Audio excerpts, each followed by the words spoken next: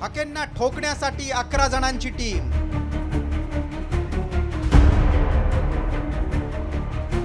हाकेंचं वादग्रस्त विधान, मराठा नेते आक्रमक. ओबीसी विरुद्ध मराठा वाद हातापाईवर. आता पहिल्यांदा 11 विवाह आपल्यामध्ये करेल. आता तुम्ही आमचं दाखवायचं नाही. आता पहिल्यांदा 11 विवाह जाहीर करा. आमच्याकडे 11 पोरं आहेत बरं का. ऐकलत? तुम्हाला दाणक्यानं मारू, तुम्ही निजामाची औलाद आहात, अशा वादग्रस्त विधानानंतर लक्ष्मण हाकेंनी मराठा समाजातील मुलींबद्दल केलेल्या वादग्रस्त विधानामुळे मराठा समाज आक्रमक झालाय. हाकेंना प्रत्युत्तर देण्यासाठी थेट 11 जणांची टीम तयार करण्याचा ठरावच मराठा समाजानं घेतलेल्या गोलमेज परिषदेत मंजूर केलाय. यात त्यांनी वेळ आल्यास हाकेंना रस्त्यावर ठोकू अशी जाहीर भूमिका घेतली आहे. संजय राऊतनी मुक्का मोर्चे छापलं, अख्खे मराठे तुटून पडले.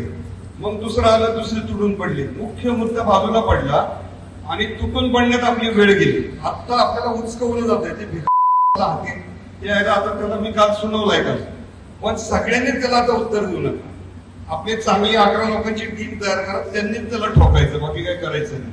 आणि आखीच वेळ आली तर रस्त्यावर पण ठोकायची गरज नाही. म्हणजे दुसऱ्याला आमच्या पुरीवाडीची इज्जत काढायला लागला. एवढे तर फालतू नाही ना राहिले. दरम्यान मराठा विरुद्ध ओबीसी समाजात आरक्षणाच्या मुद्द्यावरून न्यायालयीन लढाई सुरू असताना दोन्ही समाजातील नेत्यांकडून केल्या जाणाऱ्या विधानांमुळे हा वाद आता हाणामारीवर येणार की काय अशी चर्चा रंगली. त्यातच हाकेंनीही मराठा समाजाला जोरदार प्रत्युत्तर दिले. राजर्षी शाहू महाराजांचा एक विचार फक्त मांडला होता. मी कुठेही लग्न लावायला किंवा काय करायला गेलो नव्हतो. नुसतं बोललो तर एवढ्या इंगळ्या ढसल्या. मी आता लय घाबरलोय. मी आता उद्यापासून काय सभा विभाग घेणार नाही बाबा. उद्यापासून मी आपलं गोंगडं पांघरतो, मी आपल्या घरात झोपतो. मी आता लय घाबरलोय आणि राजेंद्र कोंडरेच्या ठोकून काढायला मी एवढा घाबरलोय, मला आता हुडहुडी भरल्या. मुळात मराठा आरक्षणासाठी हैदराबाद गॅझेटियर लागू करण्याचा निर्णय राज्य सरकारनं घेतल्यानंतर आरक्षणात वाटेकरी नको अशीच ओबीसी समाजाची आणि नेत्यांची भूमिका राहिली. मात्र ही भूमिका मांडताना हाकेंची जरांगे आणि मराठा नेत्यांबाबत बोलताना अनेकदा जीभ घसरली. त्यामुळे वेळोवेळी वाद निर्माण झालेत.